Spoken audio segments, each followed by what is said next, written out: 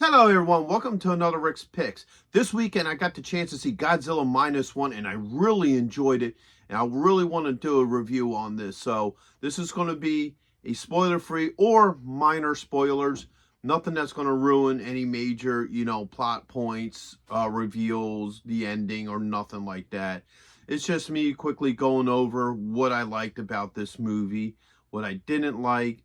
And also, I'm going to take a quick look at the new Super 7 pre-order as well. So, stay around for that. And just remember, if you do like this video, go ahead and hit that thumbs up, share, and subscribe. They're small clicks for you, but it'll really help this channel grow. So, without any further ado, let's get to the review.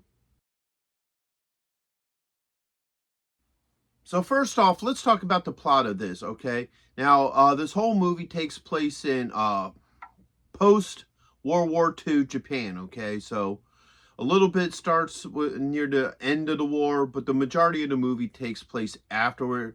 What we're doing is we're following a World War II survivor. I'm not going to really get into too much details of why he survived, because we'll let you figure that out as a story. And it's about him returning from the war, trying to get back his life back to normal, dealing with a, destroyed Japan and what have you. And so as he's going through this, as the Japanese people are going through this, they get attacked by Godzilla. And a lot of it follows pretty much the premise of the original Godzilla movie, Godzilla, not the, Godzilla King of the Monsters with Raymond Burr. I'm talking about the real Godzilla.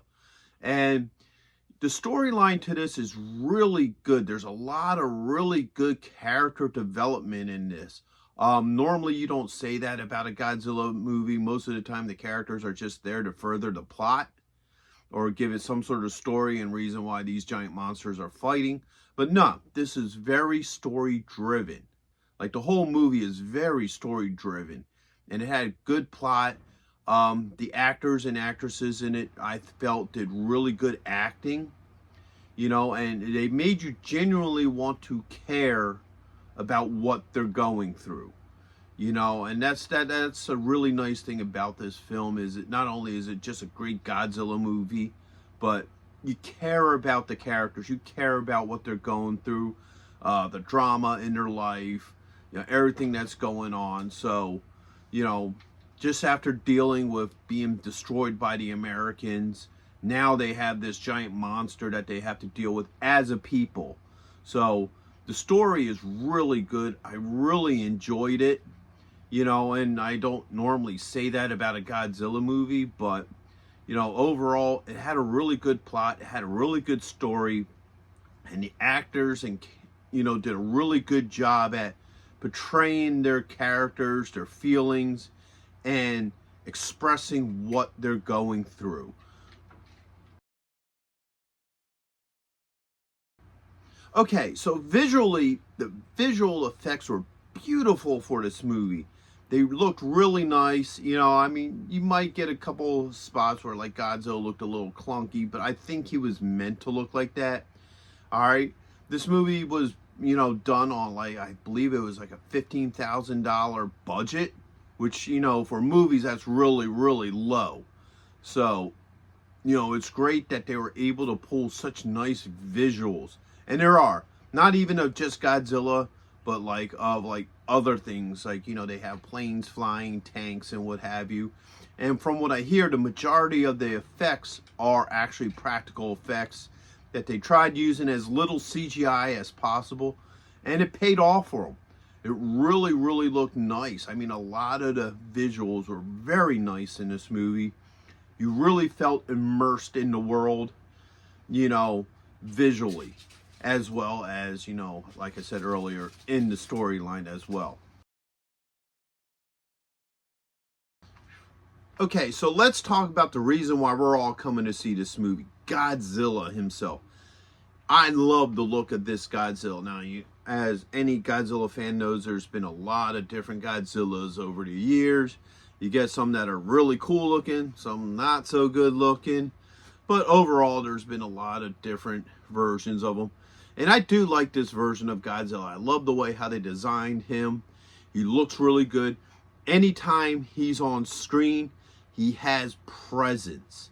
You know, there's a sense of awe to him every time he shows up, whether it's being in the water, whether it's, you know, like you see in the one trailer, the quick shot of him just going underneath the ship, to where when he's actually rampaging. I mean, they did a really good job with this Godzilla. Now, it seems like they take parts of different Godzillas and put them together, because I noticed a little bit of everything.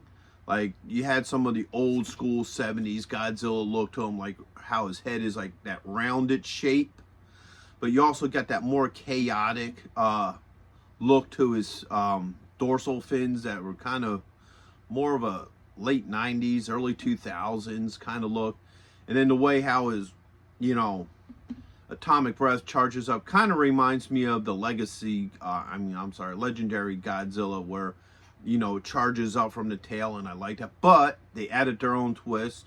So this isn't really a spoiler, because if you watch the trailers, you're going to know what I'm going to say next. Is I love how the fins pop up, and then right before he fires, they all just slam down, sort of like a hammer on a gun. So I thought that was really neat. So I really like the design of him. And, you know, when he shows up, because obviously he's not throughout the whole movie, you know, when he shows up, he is there, he is present, you know, you're afraid of him, okay? I kind of feel like they did with him like they did with Jaws in the original, you know, Jaws movie. You know, he wasn't always there, but when he's there, he's terrifying. You know, you don't need 100 shots, you don't need them all throughout the movie. It's just when he shows up, he is terrifying. And that's how Godzilla is in this movie. He is just terrifying when he shows up. And you get a genuine feeling of fear when he shows up and when he interacts with, you know, the cast and the people of Japan. So I think they did an excellent job with this Godzilla. He looked like Godzilla. He felt like Godzilla. You were afraid of him. And he has that classic but yet different look to him. You know, he isn't so different like Shin Godzilla. I did like Shin Godzilla, but I felt like that version of Godzilla was so different from what Godzilla is. He didn't really feel like Godzilla to me. He felt like something Godzilla would fight more than Godzilla himself, in my personal opinion. So I love the way they did Godzilla in this movie. Okay, so with this new movie out, of course, somebody had to make a figure for it, and that would be Super 7. They already put out pre-orders for new Godzilla Minus One figure. It's going to be about 8 inches tall, about 14 inches in length, including the tail. It is going to have an alternate head, but like any of the other Super 7 Godzillas, it does not come with the atomic breath. And that has always been my issue with the Super 7 Godzillas, is none of them come with the atomic breath. They're great looking figures. I love the way they look.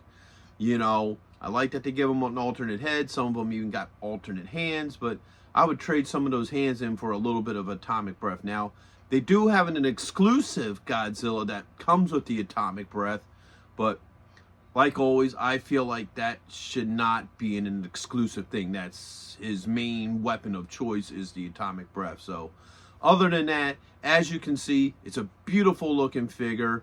You know, I already got mine on pre-order, so I can review it when it comes out. So, you know, that once again, the only disappointment that I'm seeing so far is that it don't come with the atomic breath.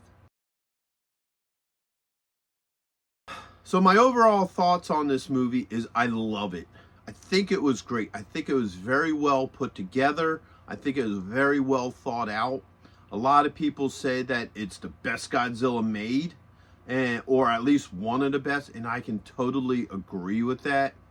It's just, this is one of those few ones that the overall package was just great. Okay, it had a really good storyline, really driven. It has some really good characters and character development. Godzilla looked great. The visuals look great. You know, overall, it was just wonderfully done. The end of the movie, I don't think there was a dry eye in the theater, and, you know, you'll understand when you see it. But overall, it was a great film. I liked a lot of the characters. I would highly recommend this, not only to just Godzilla fans, but anybody who likes a good monster movie or maybe even a story-driven movie should at least check this movie out, because, you know, it was the full package. And that's what I got to say about it. You know, and earlier I compared Godzilla to Jaws. I compared the whole movie to Jaws, okay? Because that's your similar feel. You know, with the movie Jaws, you had great characters, great character development, and you also had a great monster, you know, that it didn't show up all the time, but when you see it, when it shows up, it's there and it's terrifying. That's how Godzilla was in this movie. That's how the story was in this movie. You had these good characters that you follow them through their journey, and then also not only their journey in life, but their journey in how they're going to deal with this disaster that just hit their, you know, country. So overall, I think it was great. And the other great thing about this movie too is not only is it a great movie, but everybody loves it.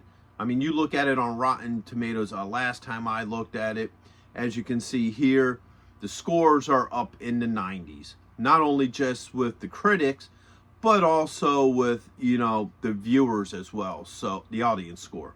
So everybody is loving this movie. I hear it's making a lot of money, and I just hope it keeps on building up, and, you know, maybe we might get a sequel to it. So with all that being said, I hope you guys did like this review. If you did, go ahead and hit that thumbs up, share, and subscribe. They're small clicks for you, but it really helps this channel grow. So until the next one, late.